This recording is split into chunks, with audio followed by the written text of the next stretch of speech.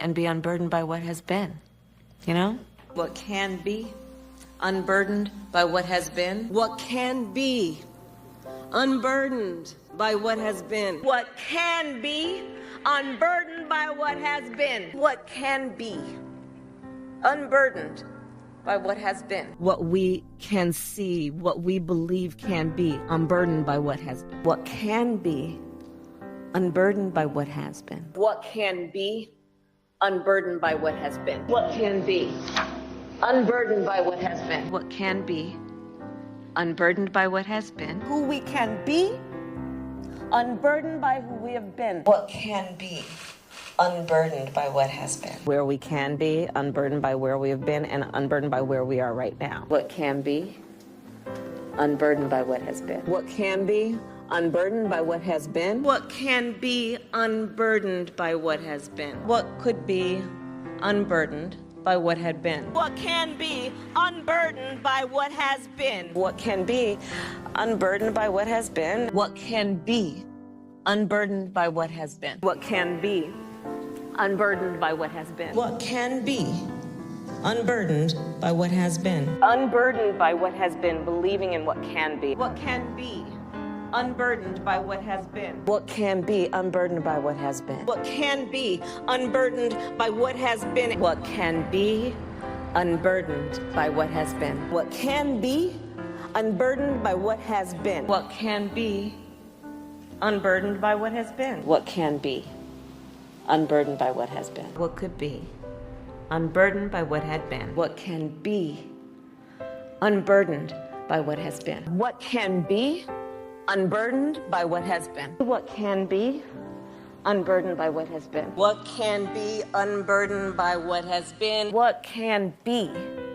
what should be unburdened by what has been. What meeting in this presidential election, their first face-to-face meeting ever. A historic race for president upended just weeks ago. President Biden withdrawing after his last debate. Donald Trump now up against a new opponent. The candidates separated by the smallest of margins, essentially tied in the polls nationally and in the key battlegrounds, including right here in Pennsylvania, all still very much in play. The ABC News presidential debate starts right now. This is an ABC News special, the most consequential moment of this campaign. Kamala Harris. Together, we will chart a new way forward. Donald Trump. We will soon be a great nation again. Face to face, historic. The ABC News presidential debate. Here now, David Muir and Lindsay Davis. Good evening, I'm David Muir, and thank you for joining us for tonight's ABC News presidential debate. We want to welcome viewers watching on ABC and around the world tonight. Vice President Kamala Harris and President Donald Trump are just moments away from taking the stage in this unprecedented race for president. And I'm Lindsay Davis. Tonight's meeting could be the most consequential event of their campaigns, with Election Day now less than 2 months away. For Vice President Kamala Harris, this is her first debate since President Biden withdrew from the race on July 21st. Of course, that decision followed his debate against President Donald Trump in June. Since then, this race has taken on an entirely new dynamic. And that brings us to the rules of tonight's debate. 90 minutes with 2 commercial breaks. No topics or questions have been shared with the campaigns. The candidates will have 2 minutes to answer questions, and this is the clock. That's what they'll be seeing. 2 minutes for rebuttals and 1 minute for follow-ups, clarifications, or responses. Their microphones will only be turned on when it's their turn to speak. No pre-written notes allowed. There is no audience here tonight in this hall at the National Constitution Center. This is an intimate setting for 2 candidates who have never met. President Trump won the coin toss. He chose to deliver the final closing statement of the evening. Vice President Harris selected the podium to the right. So let's now welcome the candidates to the stage. Vice President Kamala Harris and President Donald Trump.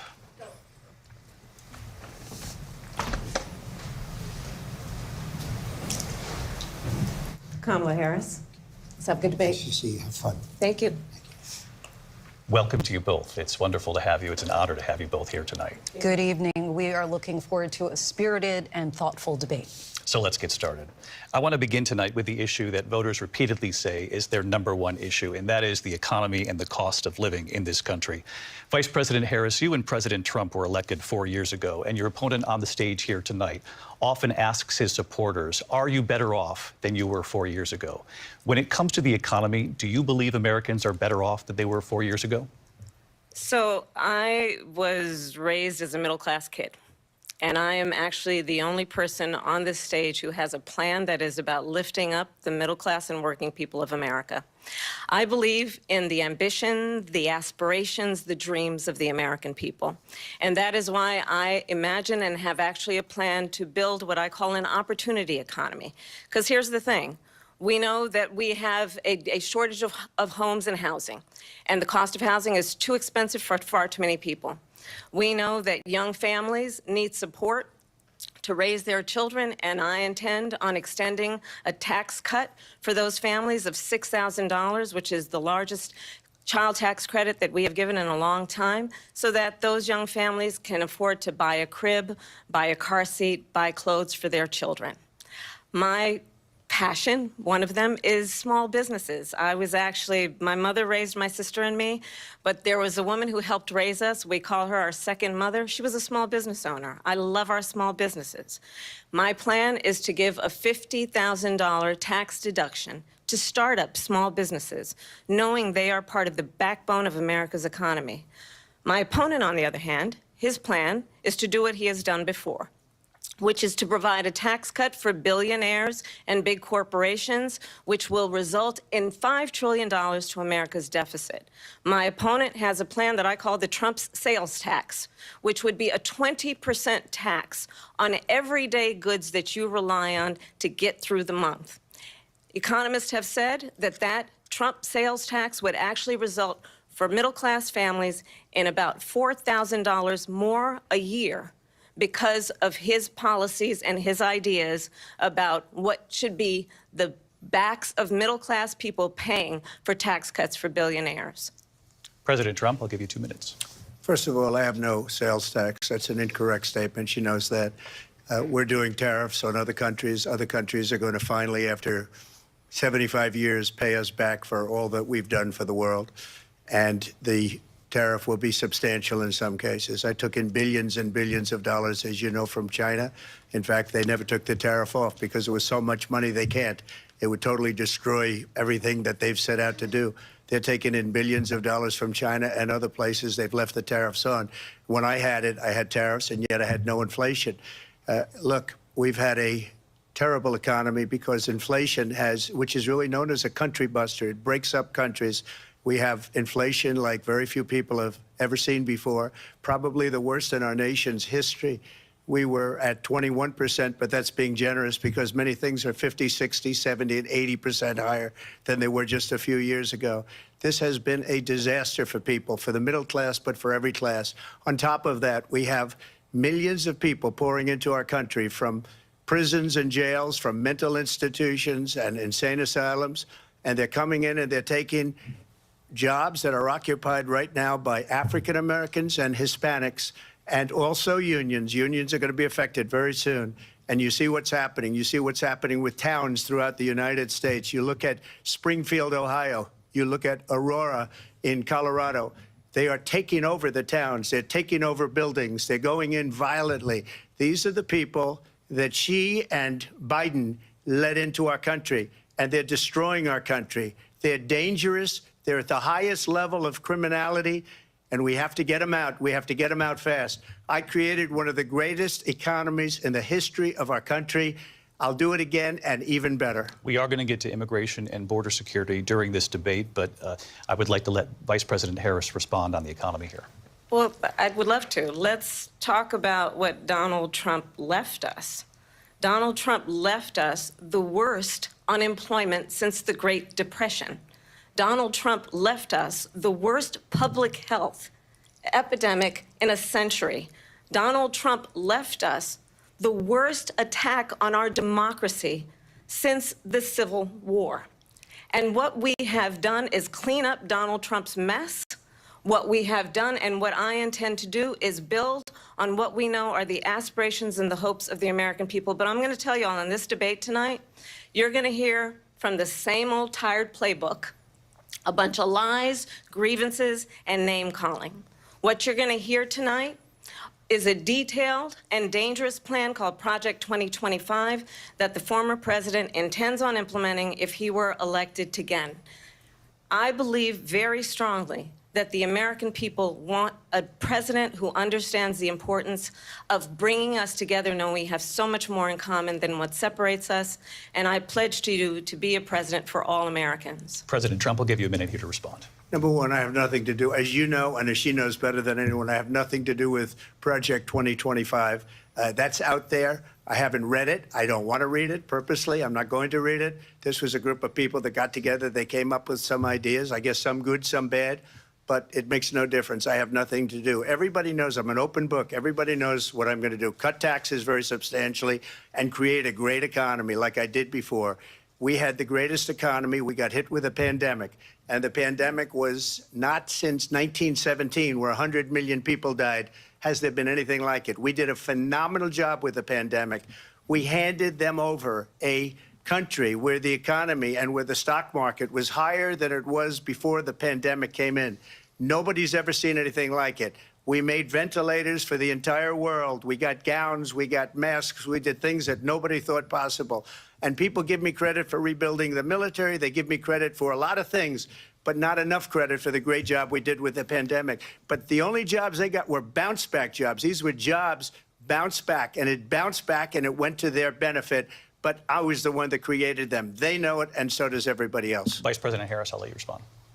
So Donald Trump has no plan for you. And when you look at his economic plan, it's all about tax breaks for the richest people. I am offering what I describe as an opportunity economy, and the best economists in our country, if not the world, have reviewed our relative plans for the future of America. What Goldman Sachs has said is that Donald Trump's plan would make the economy worse. Mine would strengthen the economy. What the Wharton School has said is Donald Trump's plan would actually explode the deficit. 16 Nobel laureates have described his economic plan as something that would increase inflation and by the middle of next year would invite a recession. You just have to look at where we are and where we stand on the issues. And I'd invite you to know that Donald Trump actually has no plan for you because he is more interested in defending himself than he is in looking out for you. That's just a soundbite. They gave her that to say. Look, I went to the Wharton School of Finance, and many of those professors, the top professors, think my plan is a brilliant plan. It's a great plan. It's a plan that's going to bring up our worth, our value as a country. It's going to make people want to be able to go and work and create jobs and create a lot of good, solid money for our country. And just to finish off, she doesn't have a plan. She copied Biden's plan, and it's like 4 sentences, like run, spot, run. 4 sentences that are just, oh, we'll try and lower taxes. She doesn't have a plan. Take a look at her plan. She doesn't have a plan. Mr. President, I do want to drill down on something you both brought up. The Vice President brought up your tariffs. You responded, and let's drill down on this, because your plan is what she calls is essentially a national sales tax. Your proposal calls for tariffs, as you pointed out here, on foreign imports across the board. You recently said that you might double your plan, imposing tariffs up to 20% on goods coming into this country. As you know, many economists say that with tariffs at that level, costs are then passed on to the consumer. Vice President Harris has argued it'll mean higher prices on gas, food, clothing, medication, arguing it costs the typical family nearly $4,000 a year. Do you believe Americans can afford higher prices because of tariffs? They're not going to have higher prices. What's going to have and who's going to have higher prices is China and all of the countries that have been ripping us off for years. I was the only president ever. China was paying us hundreds of billions of dollars, and so were other countries. And, you know, if she doesn't like them, they should have gone out and they should have immediately cut the tariffs. But those tariffs are there 3.5 years now under their administration. We are going to take in billions of dollars, hundreds of billions of dollars. I had no inflation, virtually no inflation. They had the highest inflation perhaps in the history of our country, because I've never seen a worse period of time. People can't go out and buy cereal or bacon or eggs or anything else. The people of our country are absolutely dying with what they've done. They've destroyed the economy. And all you have to do is look at a poll. The polls say 80 and 85 and even 90% that the Trump economy was great, that their economy was terrible. Vice President Harris, I do want to ask for your response, and you heard what the president said there, because the Biden administration did keep a number of the Trump tariffs in place. So how do you respond? Well, let's be clear that the Trump administration resulted in a trade deficit, one of the highest we've ever seen in the history of America. He invited trade wars. You want to talk about his deal with China? What he ended up doing is, under Donald Trump's presidency, he ended up selling American chips to China to help them improve and modernize their military, basically sold us out, when a policy about China should be in making sure the United States of America wins the competition for the 21st century, which means focusing on the details of what that requires, focusing on relationships with our allies, focusing on investing in American-based technology so that we win the race on AI, on quantum computing, focusing on what we need to do to support America's workforce so that we don't end up having on the short end of the stick in terms of workers' rights. But what Donald Trump did, let's talk about this, with COVID, is he actually thanked President Xi for what he did during COVID. Look at his tweet.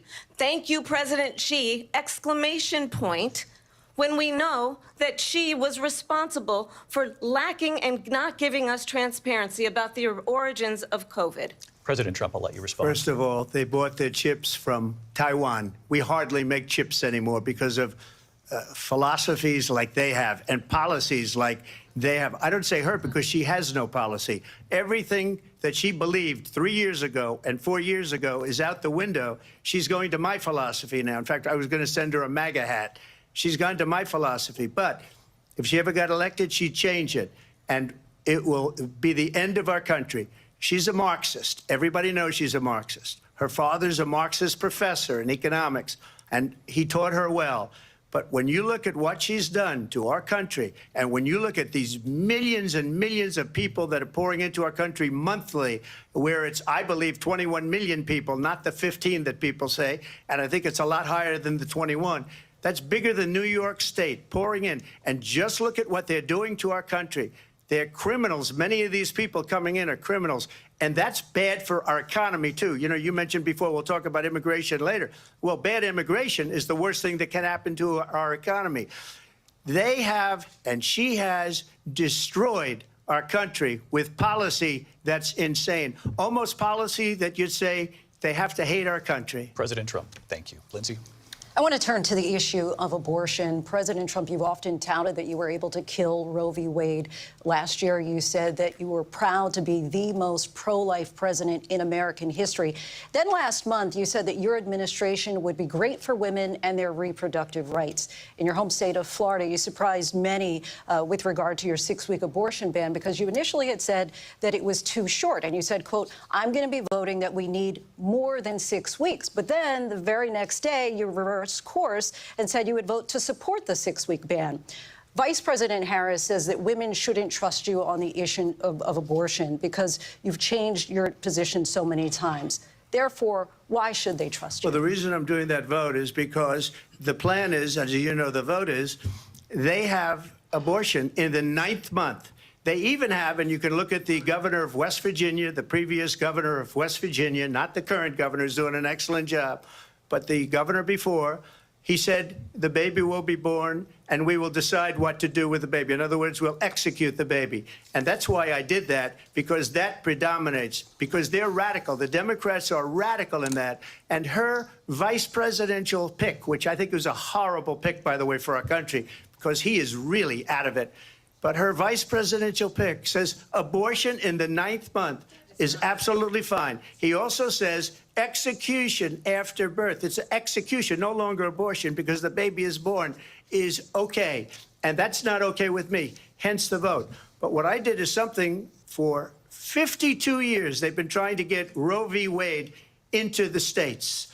And through the genius and heart and strength of 6 Supreme Court justices, we were able to do that. Now, I believe in the exceptions for rape, incest, and life of the mother. I believe strongly in it. Ronald Reagan did also. 85% of Republicans do. Exceptions, very important. but we were able to get it, and now states are voting on it. And for the first time, you're going to see, look, this is an issue that's torn our country apart for 52 years. Every legal scholar, every Democrat, every Republican, liberal, conservative, they all wanted this issue to be brought back to the states where the people could vote. And that's what happened. Now, Ohio, the vote was somewhat liberal. Kansas, the vote was somewhat liberal, much more liberal than people would have thought. But each individual state is voting. It's the vote of the people now. It's not tied up in the federal government. I did a great service in doing it. It took courage to do it. And the Supreme Court had great courage in doing it. And I give tremendous credit to those 6 justices. There is no state in this country where it is legal to kill a baby after it's born. Madam Vice President, I want to get your response to President Trump. Well, as I said, you're going to hear a bunch of lies, and that's not actually a surprising fact. Let's understand how we got here. Donald Trump hand-selected 3 members of the United States Supreme Court with the intention that they would undo the protections of Roe v. Wade. And they did exactly as he intended. And now in over 20 states, there are Trump abortion bans, which make it criminal for a doctor or nurse to provide health care. In one state, it provides prison for life. Trump abortion bans that make no exception even for rape and incest, which understand what that means. A survivor of a crime of violation to their body does not have the right to make a decision about what happens to their body next. That is immoral. And one does not have to abandon their faith or deeply held beliefs to agree. The government, and Donald Trump certainly, should not be telling a woman what to do with her body. I have talked with women around our country. You want to talk about this is what people wanted? Pregnant women who want to carry a pregnancy to term, suffering from a miscarriage, being denied care in an emergency room because the healthcare providers are afraid they might go to jail, and she's bleeding out in a car in the parking lot. She didn't want that. Her husband didn't want that. A 12 or 13-year-old survivor of incest being forced to carry a pregnancy to term. They don't want that. And I pledge to you, when Congress passes a bill to put back in place the protections of Roe v. Wade, as President of the United States, I will proudly sign it into law. But understand, if Donald Trump were to be reelected, he will sign a national abortion ban. Understand, in his Project 2025, there would be a national abortion, a monitor that would be monitoring your pregnancies, your miscarriages.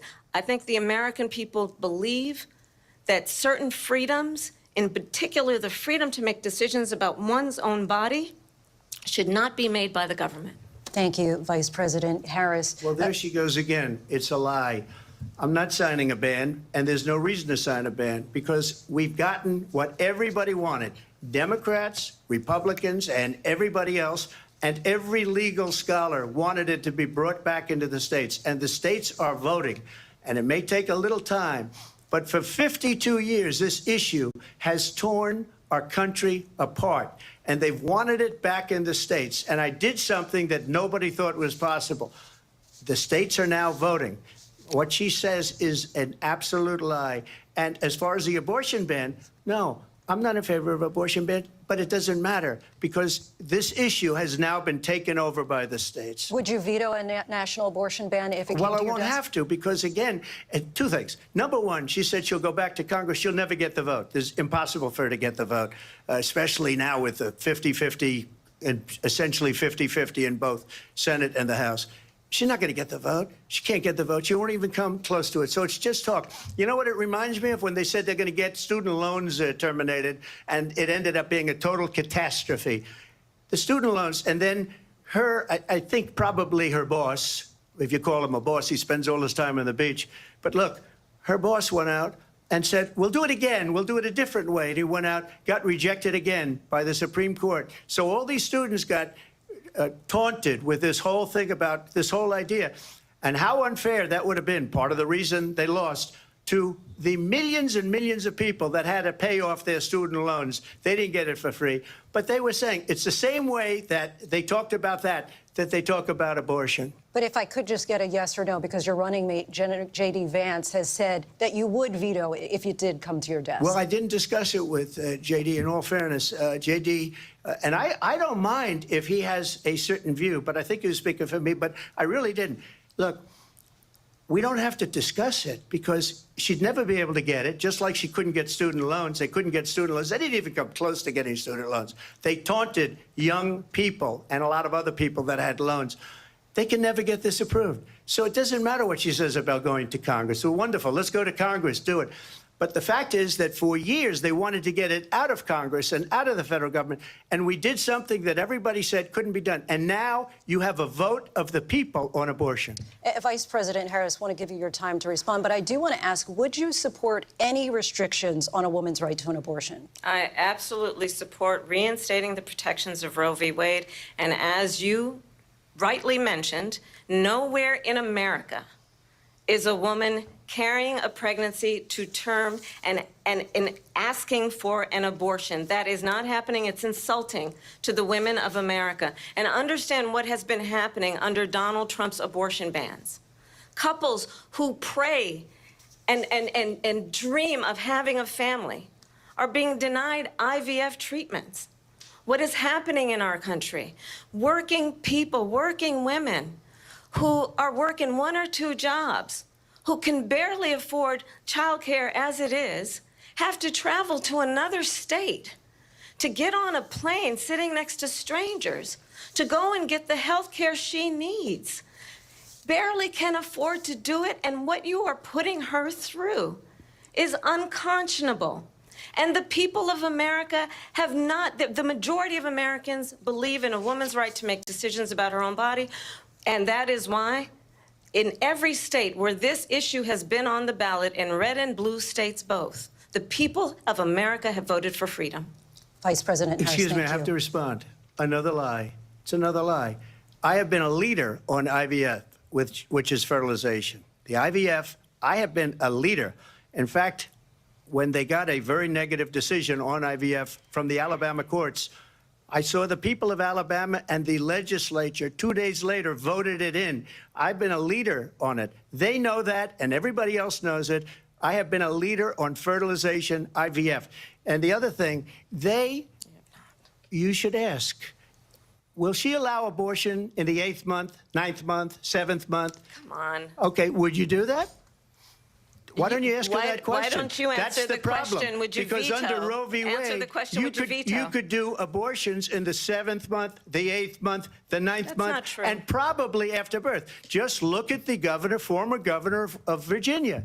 The governor of Virginia said, we put the baby aside, and then we determine what we want to do with the baby. President Trump, thank you. We're going to turn now to immigration and border security. We know it's an issue that's important to Republicans, Democrats, voters across the board in this country. Vice President Harris, you were tasked by President Biden with getting to the root causes of migration from Central America. We know that illegal border crossings reached a record high in the Biden administration. This past June, President Biden imposed tough new asylum restrictions. We know the numbers since then have dropped significantly. But my question to you tonight is, why did the administration wait until 6 months before the election to act? And would you have done anything differently from President Biden on this? So I'm the only person on this stage who has prosecuted transnational criminal organizations for the trafficking of guns, drugs, and human beings. And let me say that the United States Congress, including some of the most conservative members of the United States Senate, came up with a border security bill which I supported. And that bill would have put 1,500 more border agents on the border to help those folks who are working there right now overtime, trying to do their job. It would have allowed us to stem the flow of fentanyl coming into the United States. I know there are so many families watching tonight who have been personally affected by the surge of fentanyl in our country. That bill would have put more resources to allow us to prosecute transnational criminal organizations for trafficking in guns, drugs, and human beings. But you know what happened to that bill? Donald Trump got on the phone, called up some folks in Congress, and said, kill the bill. And you know why? Because he'd prefer to run on a problem instead of fixing a problem.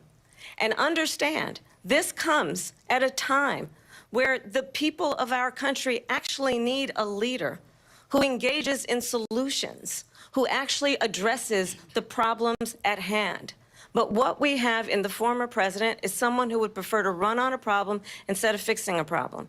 And I'll tell you something, he's going to talk about immigration a lot tonight, even when it's not the subject that is being raised. And I'm going to actually do something really unusual, and I'm going to invite you to attend one of Donald Trump's rallies, because it's a really interesting thing to watch. You will see during the course of his rallies, he talks about fictional characters like Hannibal Lecter. He will talk about windmills cause cancer. And what you will also notice is that people start leaving his rallies early out of exhaustion and boredom. And I will tell you, the one thing you will not hear him talk about is you. You will not hear him talk about your needs, your dreams, and your desires.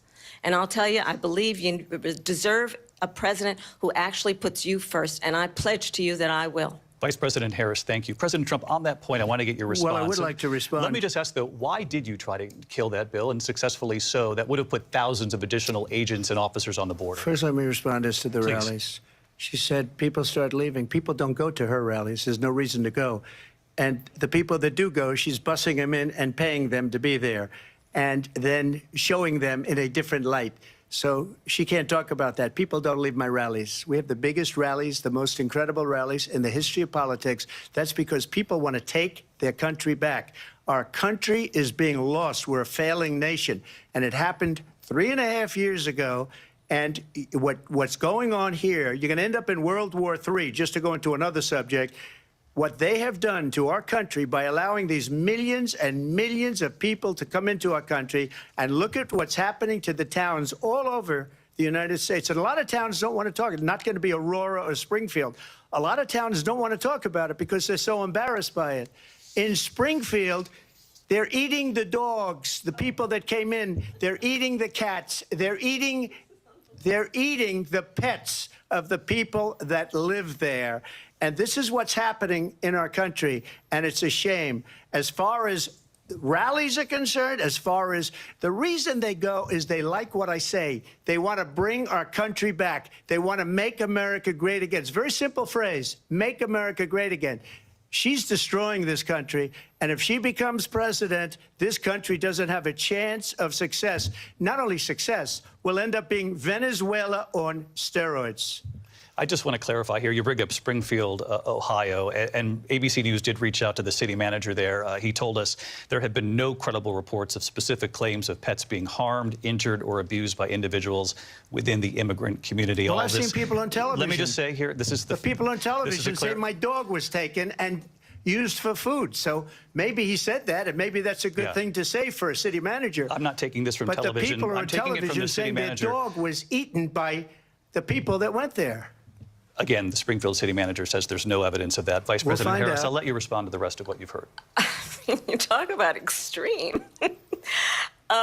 You know, this is, I think, one of the reasons why in this election I actually have the endorsement of 200 Republicans who have formerly worked with President Bush, Mitt Romney, and John McCain, including the endorsement of former Vice President Dick Cheney and Congress member Liz Cheney. And if you want to really know the inside track on who the former president is, if he didn't make it clear already, just ask people who have worked with him. His former chief of staff, a 4-star general, has said he has contempt for the Constitution of the United States. His former national security advisor has said he is dangerous and unfit. His former Secretary of Defense has said the nation, the Republic, would never survive another Trump term. And when we listen to this kind of rhetoric, when the issues that affect the American people are not being addressed, I think the choice is clear in this election. President Trump, I'll give you a quick minute to respond here. Thank you, because when I hear that, see, I'm a different kind of a person. I fired most of those people. Not so graciously. They did bad things or a bad job. I fired them. They never fired one person. They didn't fire anybody having to do with Afghanistan and the Taliban and the 13 people who's were just killed, viciously and violently killed. And I got to know the parents and the family. They didn't fire. They should have fired all those generals, all those top people, because that was one of the most incompetently handled situations anybody has ever seen. So when somebody does a bad job, I fire him. And you take a guy like Esper. He was no good. I fired him. So he writes a book. Another one writes a book. Because with me, they can write books. With nobody else can they. But they have done such a poor job, and they never fire anybody. Look at the economy. Look at the inflation. They didn't fire any of their economists. They have the same people. That's a good way not to have books written about you. But just to finish, I got more votes than any Republican in history by far. In fact, I got more votes than any president, sitting president, in history by far. Let me continue on immigration. It was what you wanted to talk about earlier, so let's get back to your deportation proposal that the vice president has reacted to as well. President Trump, you call this the largest domestic deportation operation in the history of our country. You say you would use the National Guard. You say if things get out of control, you'd have no problem using the U.S. military. Police, yes. You also said you would use local police. How would you deport 11 million undocumented immigrants? I know you believe that number is much higher. Take us through this. What does this look like? Will authorities be going door to door in this country? Yeah, it is much higher because of them. They allowed criminals, many millions of criminals. They allowed terrorists. They allowed common street criminals. They allowed people to come in, drug dealers, to come into our country. And they're now in the United States and told by their countries like Venezuela, don't ever come back or we're going to kill you. Do you know that crime in Venezuela and crime in countries all over the world is way down? You know why? Because they've taken their criminals off the street and they've given them to her to put into our country. And this will be one of the greatest mistakes in history for them to allow. And I think they probably did it because they think they're going to get votes, but it's not worth it because they're destroying the fabric of our country by what they've done. There's never been anything done like this at all. They've destroyed the fabric of our country. Millions of people let in. And all over the world, crime is down. All over the world except here. Crime here is up and through the roof. Despite their fraudulent statements that they made, crime in this country is through the roof. And we have a new form of crime. It's called migrant crime. And it's happening at levels that nobody thought possible. President Trump, as you know, the FBI says overall violent crime is actually coming down in this country. But Excuse me, the FBI they were defrauding statements. They didn't include the worst cities. They didn't include the cities with the worst crime. It was a fraud, just like their number of 818,000 jobs that they said they created turned out to be a fraud. President Trump, thank you. I'll let you respond, Vice President Harris. Well, I think this is so rich coming from someone who has been prosecuted for national security crimes, economic crimes, election interference, has been found liable for sexual assault, and his next big court appearance is in November at his own criminal sentencing. And let's be clear, where each person stands on the issue of what is important about respect for the rule of law and respect for law enforcement. The former vice president called for defunding federal law enforcement, 45,000 agents, get this, on the day after he was arraigned on 34 felony counts. So let's talk about what is important in this race. It is important that we move forward, that we turn the page on this same old tired rhetoric and address the needs of the American people, address what we need to do about the housing shortage, which I have a plan for, address what we must do to support our small businesses, address bringing down the price of groceries. But frankly, the American people are exhausted with this same old tired playbook. Vice President Harris, thank you. Excuse me. Every one of those cases was started by them against their political opponent. And I'm winning most of them, and I will win the rest on appeal. And you saw that with the decision that came down just recently from the Supreme Court. I'm winning most of them. But those are cases, it's called weaponization. Never happened in this country. They weaponized the Justice Department. Every one of those cases was involved with the DOJ, from Atlanta and Fani Willis to the Attorney General of New York and the DA in New York. Every one of those cases. And then they say, oh, he's a criminal. They're the ones that made them go after me. By the way, Joe Biden was found essentially guilty on the documents case. And what happened in my documents case? They said, oh, that's the toughest of them all. A complete and total victory. 2 months ago, it was thrown out. It's weaponization, and they used it, and it's never happened in this country. They used it to try and win an election. They're fake cases. President Trump, thank you. A really quick response here, Vice President Harris, on this notion of weaponization of the Justice Department. Well, let's talk about extreme and understand the context in which this election in 2024 is taking place. The United States Supreme Court recently ruled that the former president would essentially be immune from any misconduct if he were to enter the White House again. Understand, this is someone who has openly said he would terminate, I'm quoting, terminate the Constitution of the United States, that he would weaponize the Department of Justice against his political enemies. Someone who has openly expressed disdain for members of our military. Understand what it would mean if Donald Trump were back in the White House with no guardrails, because certainly we know now the court won't stop him. We know J.D. Vance is not going to stop him. It's up to the American people Vice President to stop Harris, him. thank you. Lindsay? Vice President Harris, in your last run for president. This is the one that weaponized, not me. She weaponized. I probably took a bullet to the head because of the things that they say about me. They talk about democracy. I'm a threat to democracy. They're the threat to democracy with a fake Russia investigation We do have a lot that went nowhere. We have a lot to get to. Lindsay?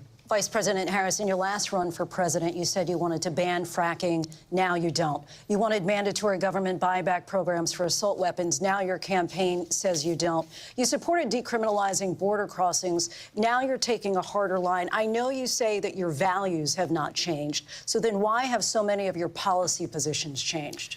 So my values have not changed, and I'm going to discuss every one of the, at least every point that you've made. But in particular, let's talk about fracking, because we're here in Pennsylvania. I made that very clear in 2020. I will not ban fracking. I have not banned fracking as Vice President of the United States. And in fact, I was the tie-breaking vote on the Inflation Reduction Act, which opened new leases for fracking. My position is that we have got to invest in diverse sources of energy so we reduce our reliance on foreign oil.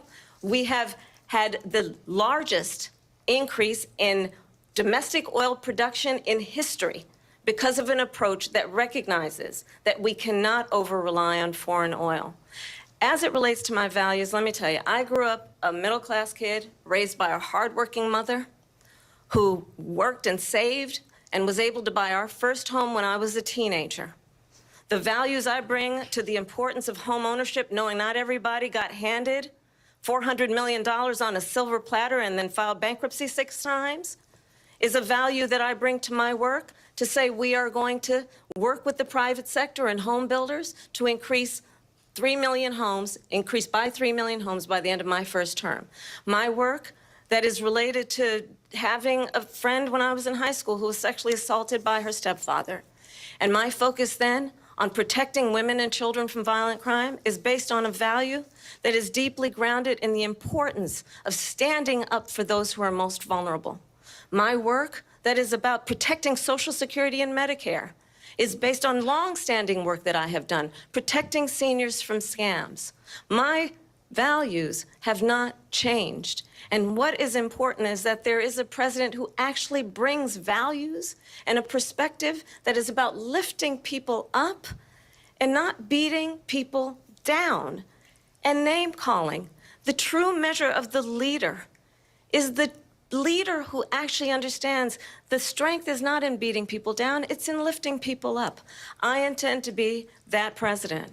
President Trump, your response? First of all, I wasn't given $400 million. I wish I was. My father was a Brooklyn builder, Brooklyn, Queens, and a great father, and I learned a lot from him. But I was given a fraction of that, a tiny fraction, and I built it into many, many billions of dollars, many, many billions. And when people see it, they are even surprised. So we don't have to talk about that. Fracking, she's been against it for 12 years. Defund the police, she's been against that forever. She gave all that stuff up very wrongly, very horribly, and everybody's laughing at it, okay? They're all laughing at it. She gave up at least 12 and probably 14 or 15 different policies. Like, she was big on defund the police. In Minnesota, she went out, wait a minute, I'm talking now, if you don't mind, please. Does that sound familiar? She went out in Minnesota and wanted to let criminals that killed people, that burned down Minneapolis, she went out and raised money to get them out of jail. She did things that nobody would ever think of. Now she wants to do transgender operations on illegal aliens that are in prison. This is a radical left liberal that would do this. She wants to confiscate your guns, and she will never allow fracking in Pennsylvania. If she won the election, fracking in Pennsylvania will end on day one. Just to finish, one thing so important in my opinion. So I got the oil business going like nobody has ever done before. When they took over, they got rid of it, started getting rid of it, and the prices were going up the roof. They immediately let these guys go to where they were. I would have been 5 times, 4 times, 5 times higher, because you're talking about 3.5 years ago. They got it up to where I was because they had no choice, because the prices of energy were quadrupling and doubling. You saw what happened to gasoline. So they said, let's go back to Trump. But if she won the election, the day after that election, they'll go back to destroying our country, and oil will be dead, fossil fuel will be dead, we'll go back to windmills, and we'll go back to solar, where they need a whole desert to get some energy to come out of. You ever see a solar plant? By the way, I'm a big fan of solar, but they take 400, 500 acres of desert soil. Trump, we have a These lot are of not good issues things that we for the have to get environment to. that she We're out of time. understands. Thank you. Lindsay, thank you. We have an election in just 56 days. And I want to talk about the peaceful transfer of power, which, of course, we all know is a cornerstone of our democracy, and the role of a president in a moment of crisis. Mr. President, on January 6th, you told your supporters to march to the Capitol. You said you would be right there with them. The country and the world saw what played out at the Capitol that day, the officers coming under attack. Aides in the West Wing say you watched it unfold on television off the Oval Office.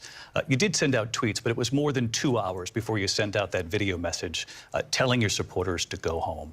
Is there anything you regret about what you did on that day? You just said a thing that isn't covered. Peacefully and patriotically, I said during my speech, not later on. Peacefully and patriotically. And nobody on the other side was killed. Ashley Babbitt was shot by an out-of-control police officer that should have never, ever shot her. It's a disgrace. But we didn't do this group of people that have been treated so badly. I ask, what about all the people that are pouring into our country and killing people that she allowed to pour in? She was the border czar, remember that. She was the border czar. She doesn't want to be called the border czar because she's embarrassed by the border. In fact, she said at the beginning, oh, I'm surprised you're not talking about the border yet. That's because she knows what a bad job they've done. What about those people? When are they going to be prosecuted? When are these people from countries all over the world, not just South America? They're coming in from all over the world, David, all over the world. And crime rates are down all over the world because of it. But let me just ask you, David, when are those people going to be prosecuted? When are the people that burned down Minneapolis going to be prosecuted? Or in Seattle? They went into Seattle. They took over a big percentage of the city of Seattle. When are those people going to be prosecuted? But let me just ask you. You might ask her that question. You were the president. You were watching it unfold on television. It's a very simple question as we move forward toward another election. Is there anything you regret about what you did on that day? Yes or no? I had nothing to do with that other than they asked me to make a speech. I showed up for a speech. I said, I think it's going to be big. I went to Nancy Pelosi and the mayor of Washington, D.C., and the mayor put it back in writing, as you know. I said, you know, this is going to be a very big rally or whatever you want to call it. And again, it wasn't done by me. It was done by others. I said, I'd like to give you 10,000 National Guard or soldiers. They rejected me. Nancy Pelosi rejected me. It was just 2 weeks ago. Her daughter has a tape of her saying she is fully responsible for what happened. They want to get rid of that tape. It would have never happened if Nancy Pelosi and the mayor of Washington did their jobs. I wasn't responsible for security. Nancy Pelosi was responsible. She didn't do her job. The question was about you as president, not about former Speaker Pelosi, but I do want Vice President Harris to respond here. I was at the Capitol on January 6th. I was the vice president-elect. I was also an acting senator. I was there. And on that day, the President of the United States incited a violent mob to attack our nation's capital, to desecrate our nation's capital. On that day, 140 law enforcement officers were injured, and some died. And understand, the former president has been indicted and impeached for exactly that reason. But this is not an isolated situation. Let's remember Charlottesville, where there was a mob of people carrying tiki torches, spewing anti-Semitic hate. And what did the president then at the time say? There were fine people on each side. Let's remember that when it came to the Proud Boys, a militia, the president said, the former president said, stand back and stand by. So for everyone watching who remembers what January 6th was, I say, we don't have to go back. Let's not go back. We're not going back. It's time to turn the page. And if that was a bridge too far for you, well, there is a place in our campaign for you to stand for country, to stand for our democracy, to stand for rule of law, and to end the chaos, and to end the approach that is about attacking the foundations of our democracy because you don't like the outcome. And be clear on that point. Donald Trump, the candidate, has said in this election there will be a bloodbath if this and the outcome of this election is not to his liking. Let's turn the page on this. Let's not go back. Let's chart a course for the future and not go backwards to the past. Let me just follow up here. It was a different term, and it was a term that related to energy because they have destroyed our energy business. That was where bloodbath was. Also, on Charlottesville, that story has been, as you would say, debunked.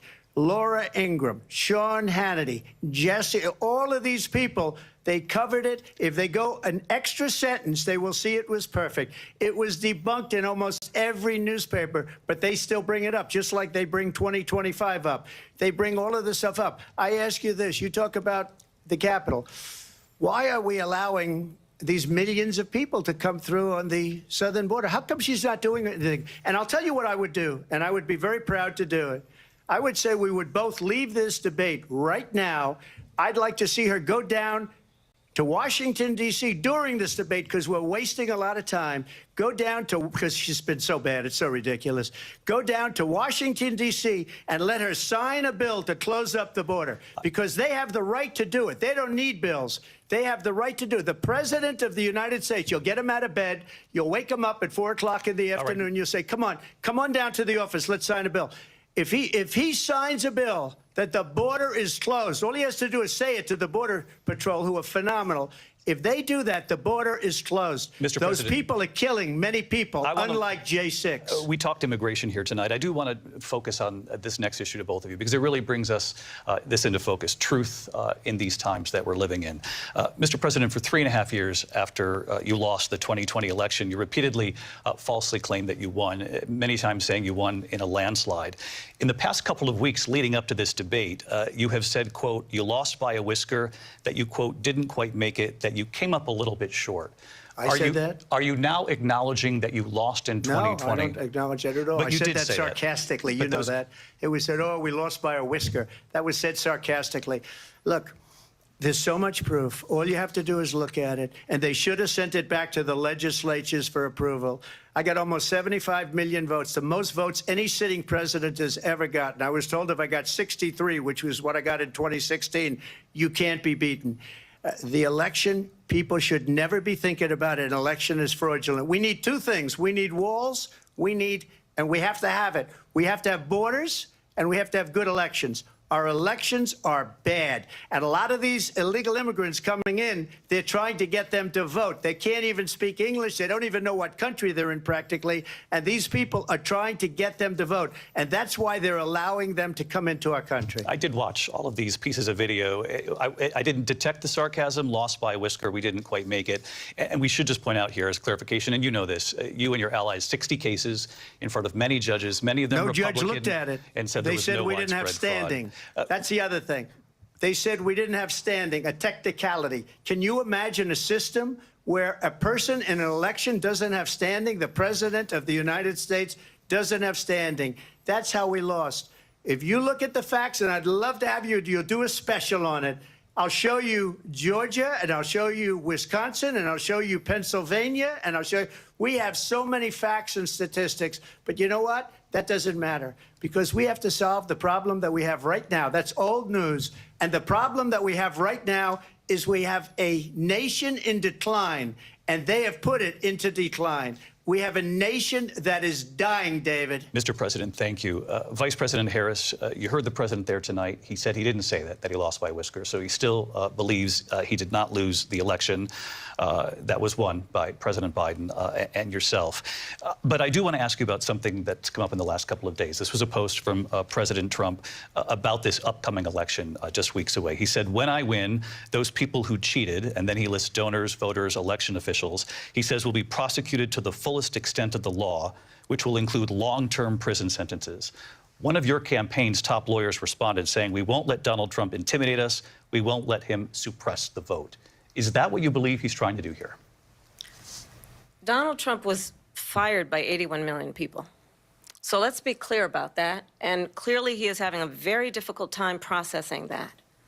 But we cannot afford to have a president of the United States who attempts, as he did in the past, to upend the will of the voters in a free and fair election.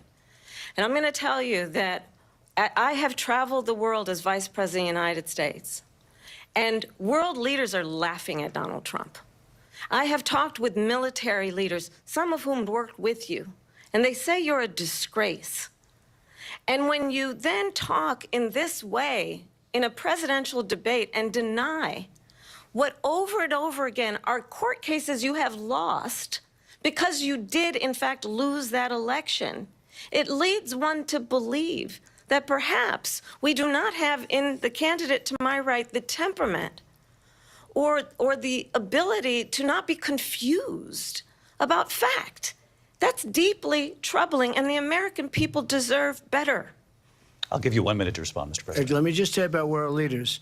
Viktor Orban, one of the most respected men, they call him a strong man. He's a tough person, smart, Prime Minister of Hungary. They said, why is the whole world blowing up? 3 years ago, it wasn't. Why is it blowing up? He said, because you need Trump back as president. They were afraid of him. China was afraid, and I don't like to use the word afraid, but I'm just quoting him. China was afraid of him. North Korea was afraid of him. Look at what's going on with North Korea, by the way. He said Russia was afraid of him. I ended the Nord Stream 2 pipeline, and Biden put it back on day one, but he ended the XL pipeline. The XL pipeline in our country, he ended that. But he let the Russians build a pipeline going all over Europe and heading into Germany, the biggest pipeline in the world. Look, Viktor Orban said it. He said the most respected, most feared person is Donald Trump. We had no problems when Trump was president, but when this weak, pathetic man that you saw at a debate just a few months ago, that if he weren't in that debate, he'd be running instead of her. She got no votes. He got 14 million votes. What you did, you talk about a threat to democracy. He got 14 million votes, and they threw him out of office. And you know what? I'll give you a little secret. He hates her. He can't stand her. But he got 14 million votes. They threw him out. She got 0 votes. And when she ran, she was the first one to leave because she failed. And now she's running. I don't understand it, but I'm okay with it because your time is I up. think we're going to do very well. We've got a lot more to get to. Turning now to the Israel-Hamas war and the hostages who are still being held, Americans among them. Vice President Harris, in December, you said, quote, Israel has a right to defend itself, but you added, quote, it matters how, saying international humanitarian law must be respected. Israel must do more to protect innocent civilians. You said that 9 months ago. Now an estimated 40,000 Palestinians are dead. Nearly 100 hostages remain. Just last week, Prime Minister Benjamin Netanyahu said there's not a deal in the making. President Biden has not been able to break through the stalemate. How would you do it? Well, let's understand how we got here. On October 7, Hamas, a terrorist organization, slaughtered 1,200 Israelis. Many of them young people who were simply attending a concert. Women were horribly raped. And so absolutely, I said then, I say now, Israel has a right to defend itself. We would. And how it does so matters. because it is also true, far too many innocent Palestinians have been killed. Children, mothers. What we know is that this war must end. It must end immediately, and the way it will end is we need a ceasefire deal and we need the hostages out. And so we will continue to work around the clock on that. Work around the clock, also understanding that we must chart a course for a two-state solution. And in that solution, there must be security for the Israeli people and Israel, and in equal measure for the Palestinians. But the one thing I will assure you always, I will always give Israel the ability to defend itself, in particular as it relates to Iran and any threat that Iran and its proxies pose to Israel. But we must have a two-state solution where we can rebuild Gaza, where the Palestinians have security, self-determination, and the dignity they so rightly deserve. President Trump, how would you negotiate with Netanyahu and also Hamas in order to get the hostages out and prevent the killing of more innocent civilians in Gaza? If I were president, it would have never started. If I were president, Russia would have never, ever, I know Putin very well, he would have never, and there was no threat of it either, by the way, for 4 years, have gone into Ukraine and killed millions of people when you add it up, far worse than people understand what's going on over there. But when she mentions about Israel, all of a sudden, she hates Israel. She wouldn't even meet with Netanyahu when he went to Congress to make a very important speech. She refused to be there because she was at a sorority party of hers. She wanted to go to the sorority party. She hates Israel. If she's president, I believe that Israel will not exist within 2 years from now. And I've been pretty good at predictions, and I hope I'm wrong about that one. She hates Israel. At the same time, in her own way, she hates the Arab population because the whole place is going to get blown up. Arabs, Jewish people, Israel will be gone. It would have never happened. Iran was broke under Donald Trump. Now Iran has $300 billion because they took off all the sanctions that I had.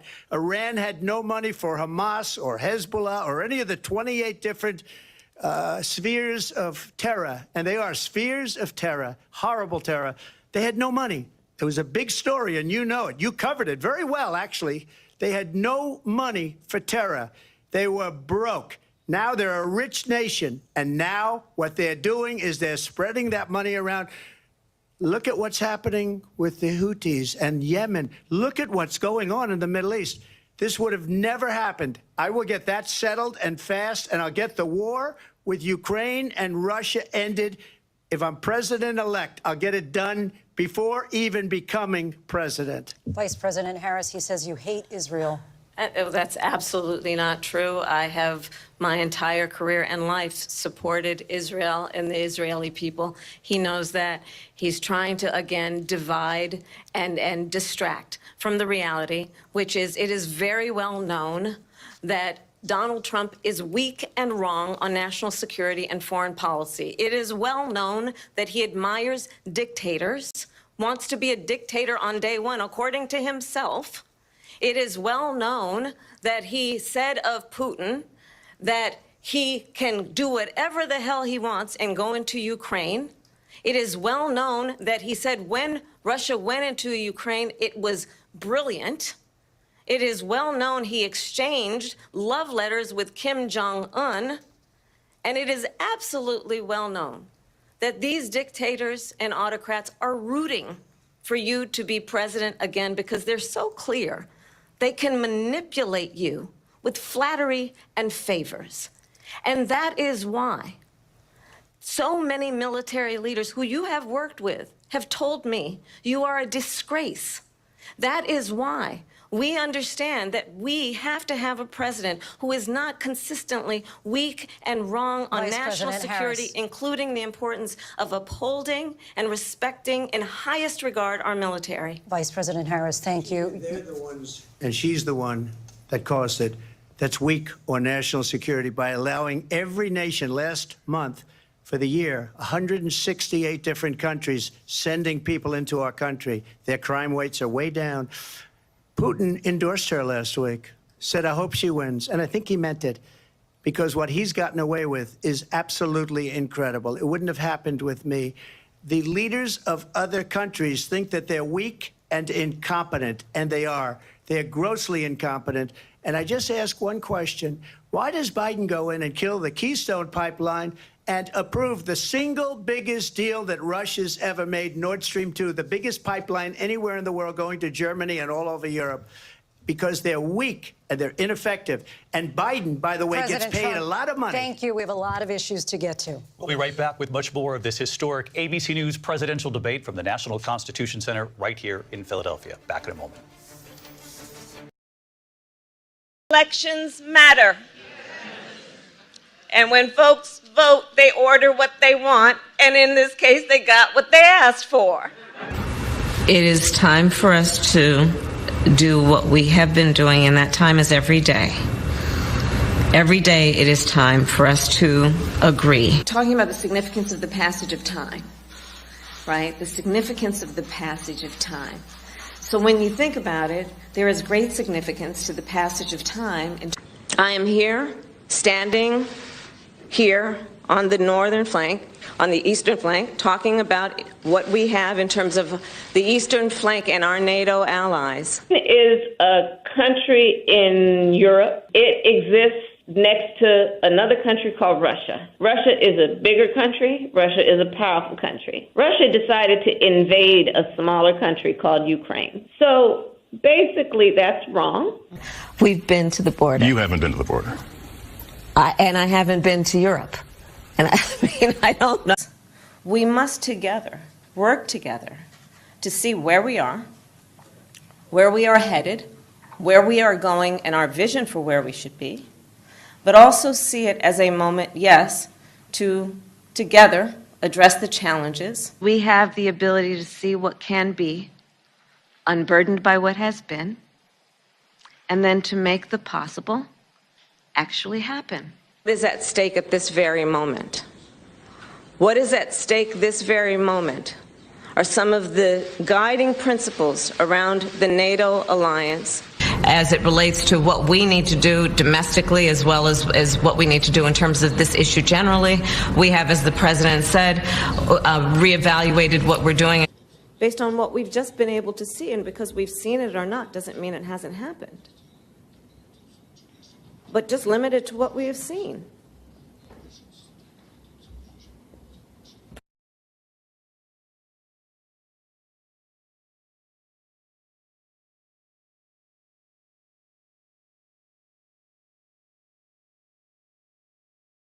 And be unburdened by what has been, you know?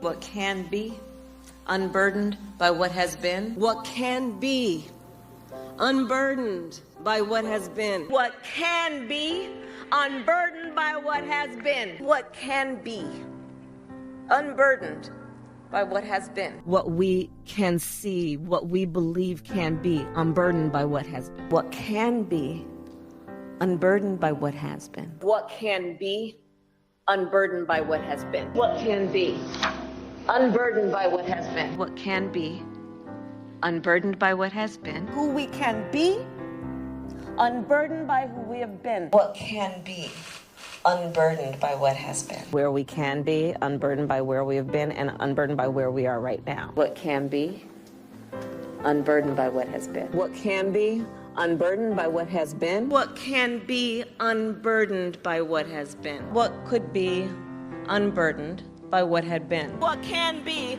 unburdened by what has been. What can be unburdened by what has been. What can be unburdened by what has been. What can be unburdened by what has been. What can be unburdened by what has been. Unburdened by what has been, believing in what can be. What can be unburdened by what has been. What can be unburdened by what has been. What can be unburdened by what has been. What can be unburdened by what has been. What can be unburdened by what has been. What can be unburdened by what has been. What can be unburdened by what has been. What could be unburdened by what had been. What can be unburdened by what has been. What can be unburdened by what has been. What can be unburdened by what has been? What can be unburdened by what has been? What can be?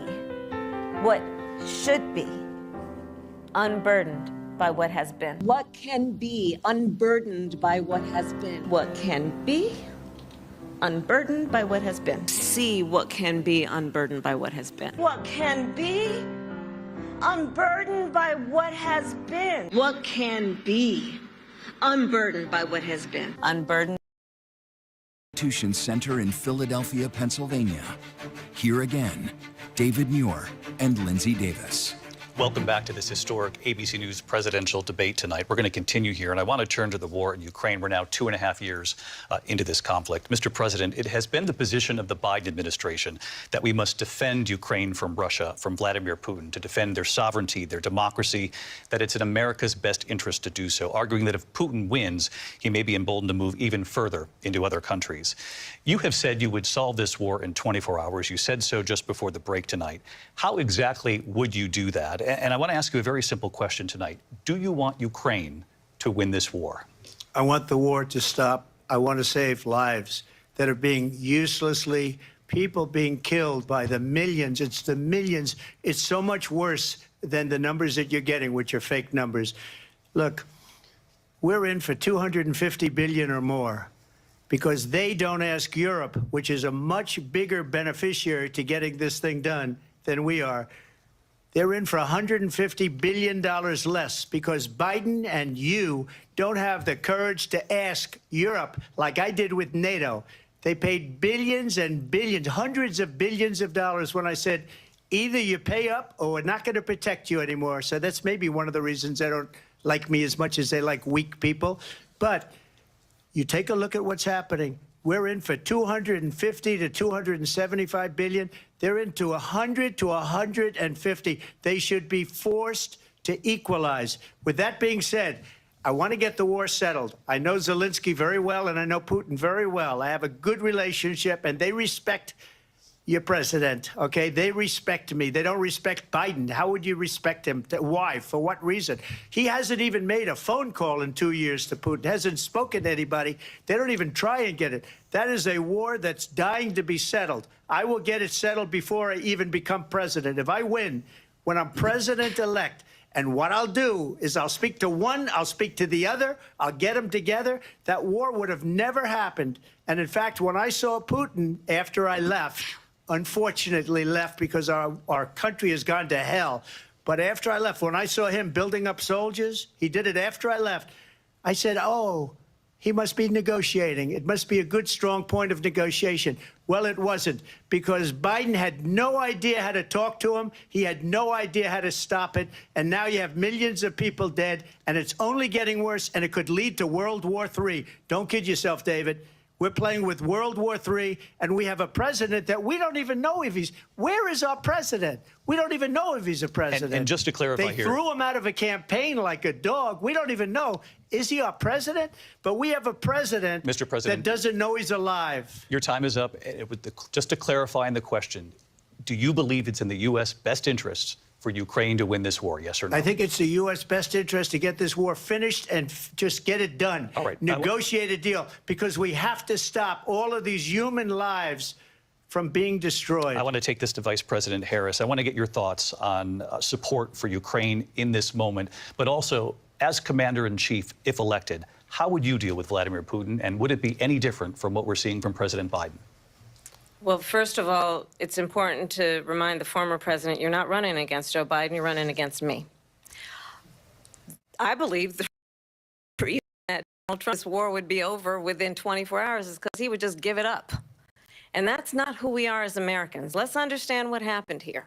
I actually met with Zelensky a few days before Russia invaded, tried through force to change territorial boundaries, to defy one of the most important international rules and norms, which is the importance of sovereignty and territorial integrity. And I met with President Zelensky. I shared with him American intelligence about how he could defend himself. Days later, I went to NATO's eastern flank, to Poland and Romania. And through the work that I and others did, we brought 50 countries together to support Ukraine in its righteous defense. And because of our support, because of the air defense, the ammunition, the artillery, the javelins, the Abrams tanks that we have provided, Ukraine stands as an independent and free country. If Donald Trump were president, Putin would be sitting in Kyiv right now. And understand what that would mean, because Putin's agenda is not just about Ukraine. Understand why the European allies and our NATO allies are so thankful that you are no longer president, and that we understand the importance of the greatest military alliance the world has ever known, which is NATO, and what we have done to preserve the ability of Zelensky and the Ukrainians to fight for their independence. Otherwise, Putin would be sitting in Kyiv with his eyes on the rest of Europe, starting with Poland. And why don't you tell the 800,000 Polish Americans right here in Pennsylvania how quickly you would give up for the sake of favor and what you think is a friendship with what is known to be a dictator who would eat you for lunch. Vice President Harris, thank you. We've heard from both of you on Ukraine tonight. Afghanistan came up in the last hour. I wanted her to respond to something you said earlier, and please, I'll give you a minute here. Putin would be sitting in Moscow, and he wouldn't have lost 300,000 men and women, but he would have been sitting in Moscow. Quiet, please. He would have been sitting in Moscow, much happier than he is right now. But eventually, you know, he's got a thing that other people don't have. He's got nuclear weapons. They don't ever talk about that. He's got nuclear weapons. Nobody ever thinks about that. And eventually, maybe he'll use them, and maybe he hasn't been that threatening, but he does have that. Something we don't even like to talk about. Nobody likes to talk about it. But just so you understand, they sent her to negotiate peace before this war started. 3 days later, he went in and he started the war because everything they said was weak and stupid. They said the wrong things. That war should have never started. She was the emissary. They sent her in to negotiate with Zelensky and Putin, and she did. And the war started 3 days later. And that's the kind of talent we have with her. She's worse than Biden. In my opinion, I think he's the worst president in the history of our country. She goes down as the worst vice president in the history of our country. But let me tell you something. She is a horrible negotiator. They sent her in to negotiate. As soon as they left, Putin did the invasion. President Trump, thank you. You did bring up something. You said she went to negotiate with Vladimir Putin. Vice President Harris, have you ever met Vladimir Putin? Can you clarify tonight? Yet again, I said it at the beginning of this debate, you're going to hear a bunch of lies coming from this fellow. And that is another one. When I went to meet with President Zelensky, I've now met with him over 5 times. The reality is it has been about standing as America always should, as a leader upholding international rules and norms, as a leader who shows strength, understanding that the alliances we have around the world are dependent on our ability to look out for our friends and not favor our enemies because you adore strongmen instead of caring about democracy. And that is very much what is at stake here. The President of the United States is Commander-in-Chief.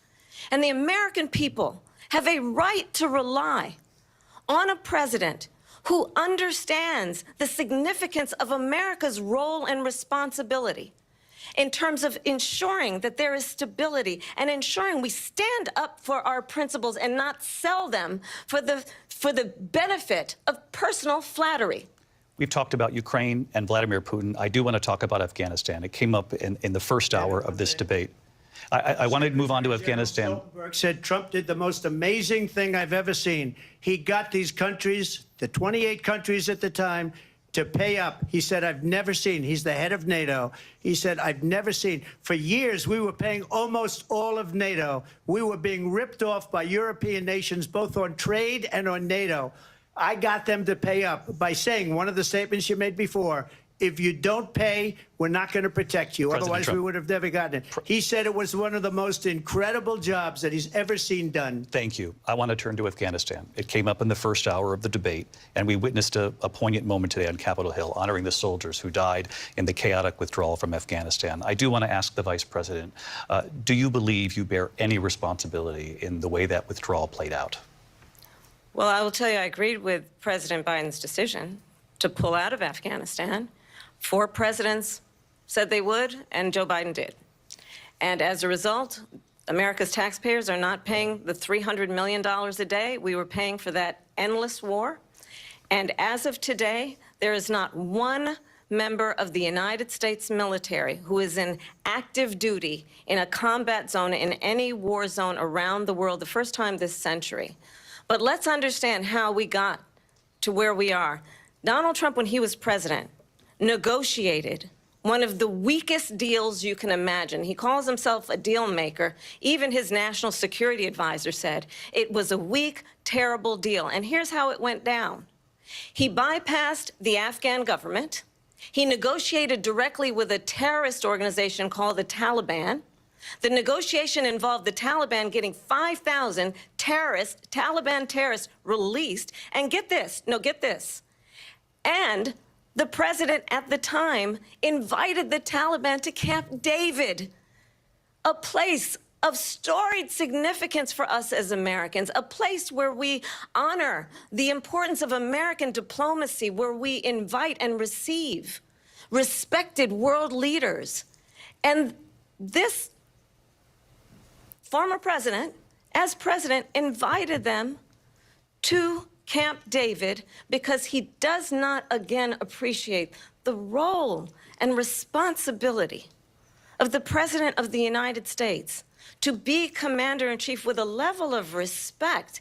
And this gets back to the point of how he has consistently disparaged and demeaned members of our military, fallen soldiers, and the work that we must do to uphold the strength and the respect of the United States of America around the world. Vice President Harris, thank you. President Trump, your response to her saying that you began the negotiations with the Taliban. So if you take a look at that period of time, the Taliban was killing our soldiers, a lot of them, with snipers.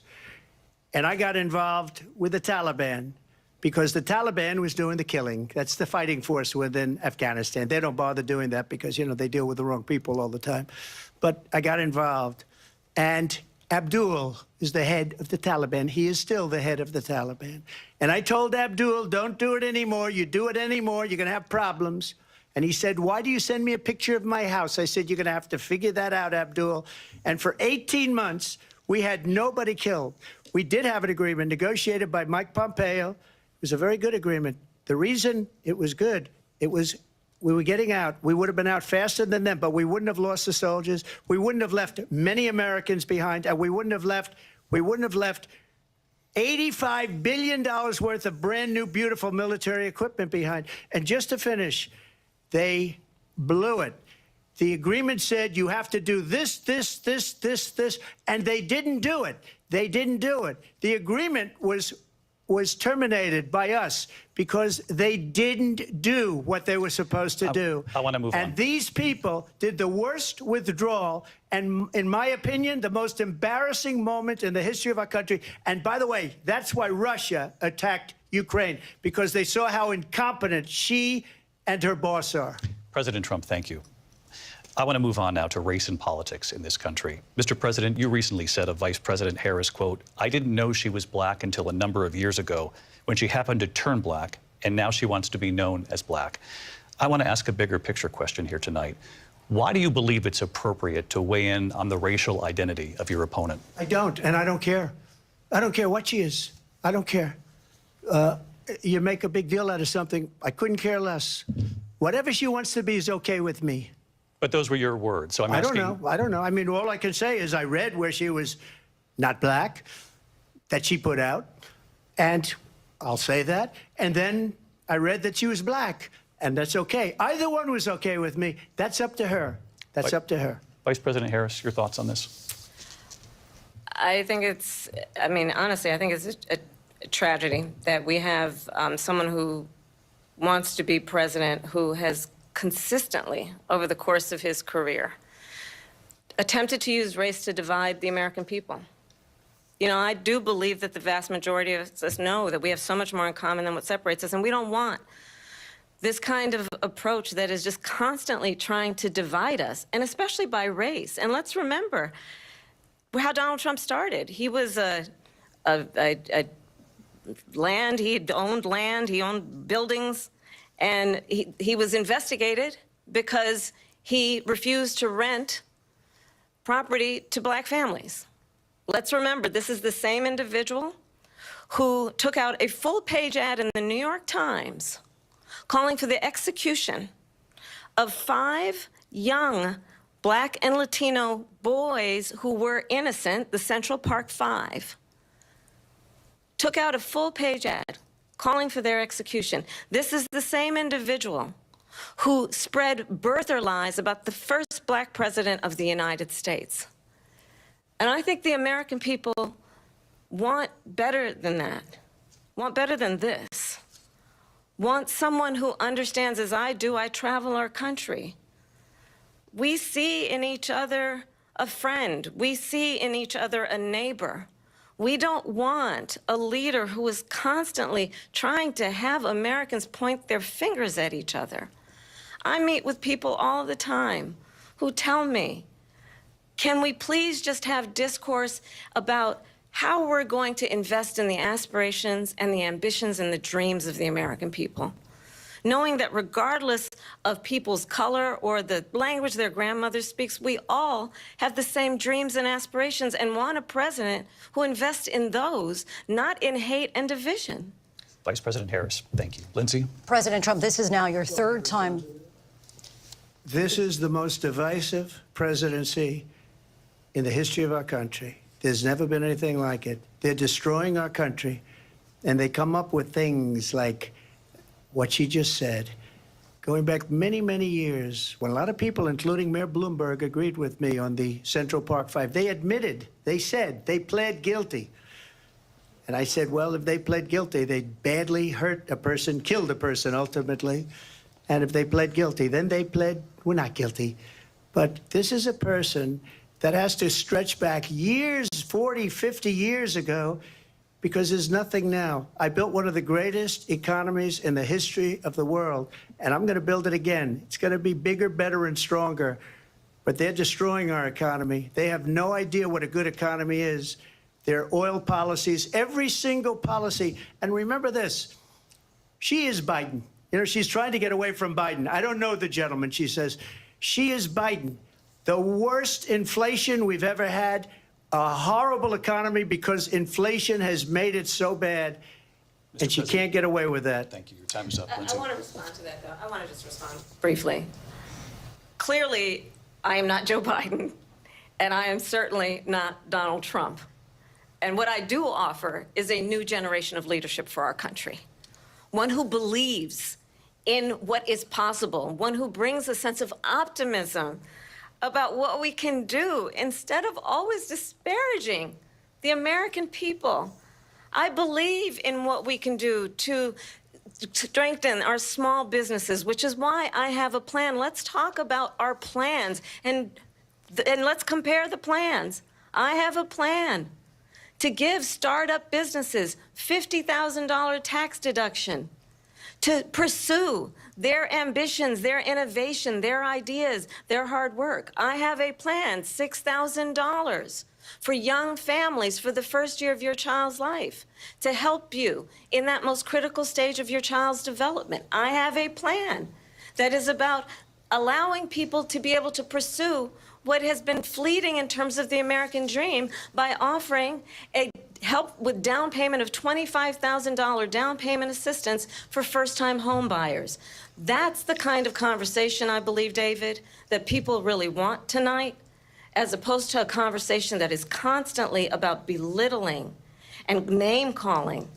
Let's turn the page Vice President and move Harris, forward. thank you. Let's turn to policy. President Trump, we have to move on. President Trump. Let's turn to policy, She has please. a plan to defund the police. She has a plan to confiscate everybody's gun. President Trump, she we has do a have to plan move on to not other allow issues. fracking in Pennsylvania or anywhere else. Okay. Thank That's you, Mr. what her President. plan is until just recently. I just need Lindsay, to go ahead. respond President because Trump, no, the President former Trump. president has said No, I'm something sorry. twice that I need to respond to. I'm sorry. We're I just need going to move respond on, Vice one President time Harris. to what he has President said Trump, this is multiple now times. your Yes. 3rd time running for president. You have long vowed to repeal and replace the Affordable Care Act, also known as Obamacare. You have failed to accomplish that. You now now say you're going to keep Obamacare, quote, unless we can do something much better. Correct. Last month, you said, quote, we're working on it. So tonight, 9 years after you first started running, do you have a plan, and can you tell us what it is? Obamacare was lousy health care, always was. It's not very good today. And what I said, that if we come up with something, and we are working on things, we're going to do it, and we're going to replace it. But remember this.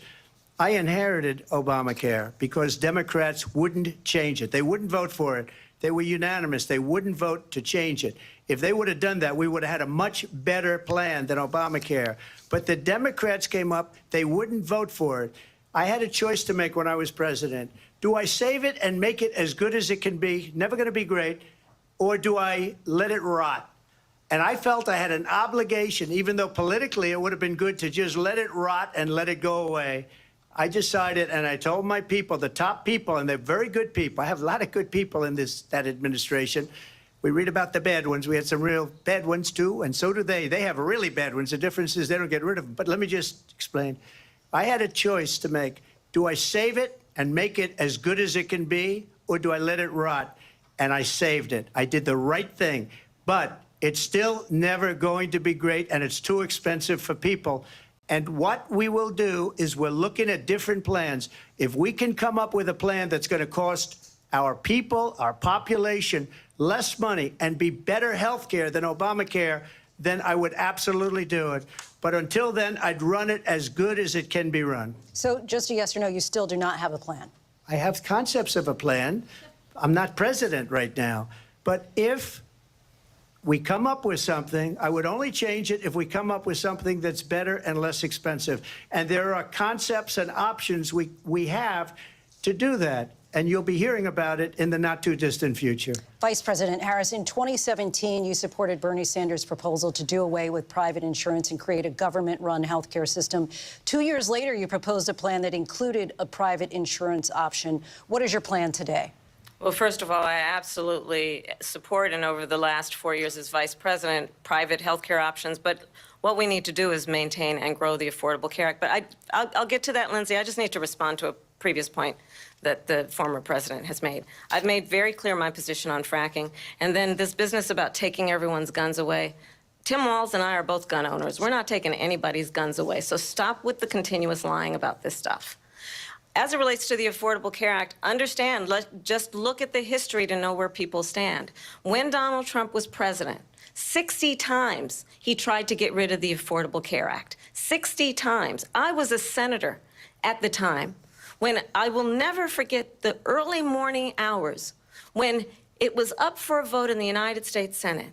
And the late, great John McCain, who you have disparaged as being you don't like him, you said, at the time because he got caught. He was an American hero. The late, great John McCain, I will never forget that night, walked onto the Senate floor and said, no, you don't. No, you don't. No, you don't get rid of the Affordable Care Act. You have no plan. And what the Affordable Care Act has done is eliminate the ability of insurance companies to deny people with pre-existing conditions. I don't have to tell the people watching tonight, you remember what that was like? Remember when an insurance company could deny if a child had asthma, if someone was a breast cancer survivor, if a grandparent had diabetes? And thankfully, as I've been vice president and we over the last 4 years have strengthened the Affordable Care Act, we have allowed for the first time Medicare to negotiate drug prices on behalf of you, the American people. Donald Trump said he was going to allow Medicare to negotiate drug prices. He never did. We did. And now we have capped the cost of insulin at $35 a month. Since I've been vice president, we have capped the cost of prescription medication for seniors at $2,000 a year. And when I am president, we will do that for all people, understanding that the value I bring to this is that access to health care should be a right and not just a privilege of those who can afford it. And the plan has to be to strengthen the Affordable Care Act, not get rid of it. Vice President Harris, thank you. In terms of where Donald Trump stands on that. I want to move to an issue that's important for a lot of... She made a mistake. Number one, John McCain fought Obamacare for 10 years. But it wasn't only him. It were all of the Democrats that kept it going. And you know what? We can do much better than Obamacare. Much less money, but she won't improve private insurance for people, private medical insurance. That's another thing she doesn't want to get. People are paying privately for insurance that have worked hard and made money, and they want to have private. She wants everybody to be on government insurance where you wait 6 months for an operation that you need immediately. President Trump, thank you. We have another issue that we'd like to get to that's important for a number of Americans, in particular younger voters, and that's climate change. President Trump, with regard to the environment, you say that we have to have clean air and clean water. Vice President Harris, you call climate change an existential threat. The question to you both tonight is, what would you do to fight climate change? And Vice President Harris, we'll start with you. 1 minute for you each. Well, the former president had said that climate change is a hoax. And what we know is that it is very real. You ask anyone who lives in a state who has experienced these extreme weather occurrences, who now is either being denied home insurance or it's being jacked up. You ask anybody who has been the victim of what that means in terms of losing their home, having nowhere to go. We know that we can actually deal with this issue. The young people of America care deeply about this issue. And I am proud that as vice president over the last 4 years, we have invested $1 trillion in a clean energy economy, while we have also increased domestic gas production to historic levels. We have created over 800,000 new manufacturing jobs while I have been vice president. We have invested in clean energy to the point that we are opening up factories around the world. Donald Trump said he was going to create manufacturing jobs. He lost manufacturing jobs. And I'm also proud to have the endorsement of the United Auto Workers and Sean Fain, who also know that part of building a clean energy economy includes investing in American-made products, American automobiles. It includes growing what we can do around American manufacturing and opening up auto plants, not closing them like happened under Donald Trump. Vice President Harris, thank you. That didn't happen under Donald Trump. Let me just tell you, they lost 10,000 manufacturing jobs this last month. It's going, they're all leaving. They're building big auto plants in Mexico, in many cases owned by China. They're building these massive plants, and they think they're going to sell their cars into the United States because of these people. What they have given to China is unbelievable.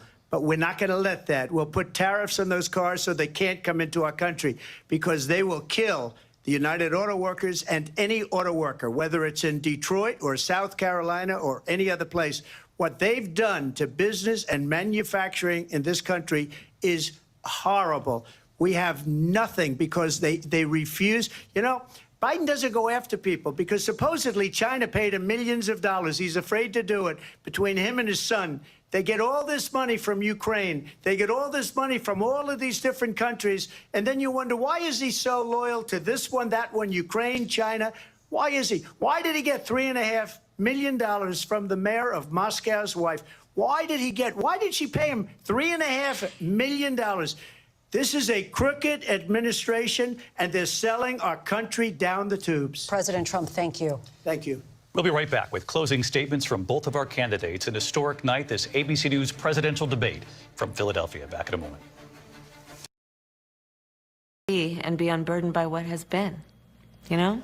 What can be unburdened by what has been. What can be unburdened by what has been. What can be unburdened by what has been. What can be unburdened by what has been. What we can see, what we believe can be unburdened by what has been. What can be unburdened by what has been. What can be unburdened by what has been. What can be unburdened by what has been. What can be unburdened by what has been. Who we can be unburdened by who we have been. What can be unburdened by what has been. Where we can be unburdened by where we have been and unburdened by where we are right now. What can be unburdened by what has been. What can be unburdened by what has been. What can be unburdened by what has been. What could be unburdened by what had been. What can be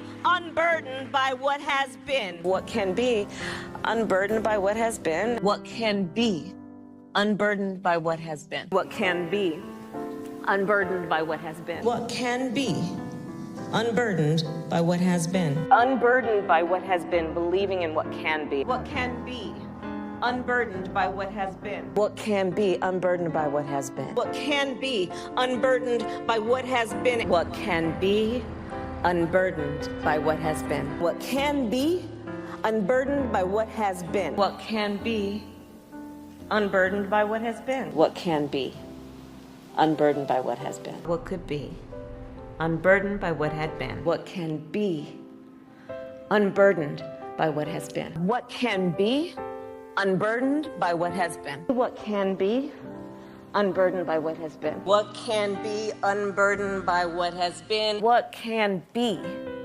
what should be, unburdened by what has been. What can be, unburdened by what has been. What can be, unburdened by what has been. See what can be unburdened by what has been. What can be, unburdened by what has been. What can be, unburdened by what has been. Unburdened by what has been, and knowing what can be. Have a sense of vision about what can be unburdened by what has been. To see what can be, unburdened by what has been. What can be unburdened by what has been. What can be, unburdened by what has been. What could be unburdened by what had been. What can be, unburdened by what has been. What can be unburdened by what has been. Where we can be unburdened by where we have been. What was possible unburdened by what has been. What can be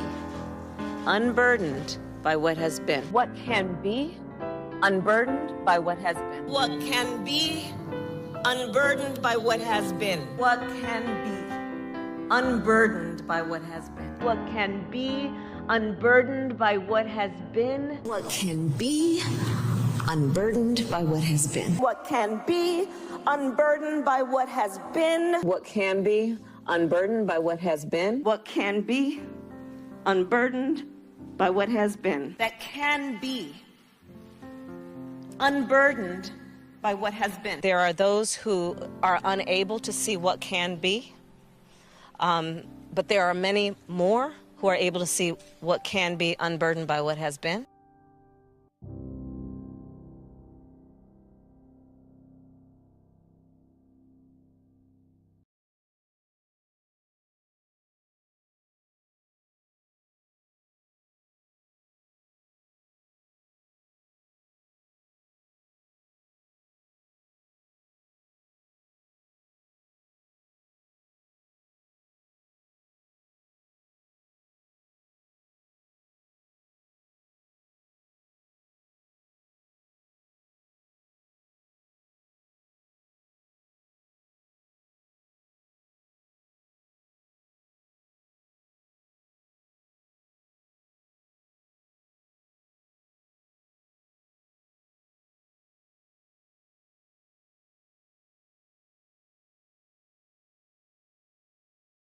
Here again, David Muir and Lindsay Davis. Welcome back tonight. The time has come for closing statements, and Vice President Harris, we begin with you. So I think you've heard tonight two very different visions for our country. One that is focused on the future, and the other that is focused on the past, and an attempt to take us backward. But we're not going back. And I do believe that the American people know we all have so much more in common than what separates us. And we can chart a new way forward. And a vision of that includes having a plan, understanding the aspirations, the dreams, the hopes, the ambition of the American people, which is why I intend to create an opportunity economy, investing in small businesses, in new families, in what we can do around protecting seniors, what we can do that is about giving hardworking folks a break and bringing down the cost of living. I believe in what we can do together that is about sustaining America's standing in the world and ensuring that we have the respect that we so rightly deserve, including respecting our military and ensuring we have the most lethal fighting force in the world. I will be a president that will protect our fundamental rights and freedoms, including the right of a woman to make decisions about her own body and not have her government tell her what to do. I'll tell you, I started my career as a prosecutor. I was a DA, I was an attorney general, a United States senator, and now vice president. I've only had one client, the people. And I'll tell you, as a prosecutor, I never asked a victim or a witness, are you a Republican or a Democrat? The only thing I ever asked them, are you okay? And that's the kind of president we need right now. Someone who cares about you and is not putting themselves first.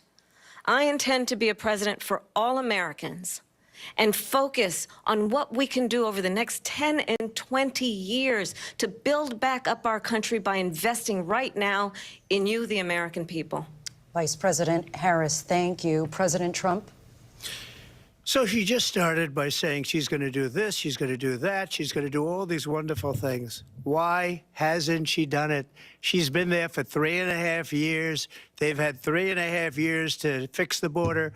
They've had 3.5 years to create jobs and all the things we talked about. Why hasn't she done it? She should leave right now, go down to that beautiful White House, go to the Capitol, get everyone together and do the things you want to do, but you haven't done it, and you won't do it because you believe in things that the American people don't believe in.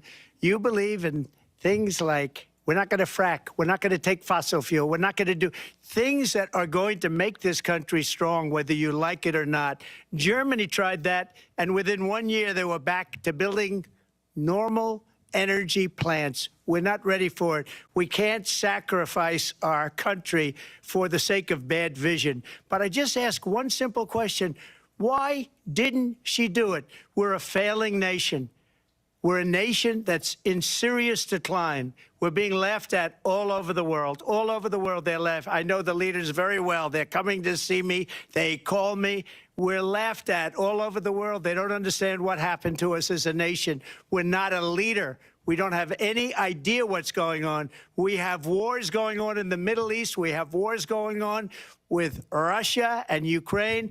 We're going to end up in a third world war, and it'll be a war like no other because of nuclear weapons, the power of weaponry. I rebuilt our entire military. She gave a lot of it away to the Taliban. She gave it to Afghanistan. What these people have done to our country, and maybe toughest of all, is allowing millions of people to come into our country. Many of them are criminals, and they're destroying our country. The worst president, the worst vice president in the history of our country. President Trump, thank you. And that is our ABC News president.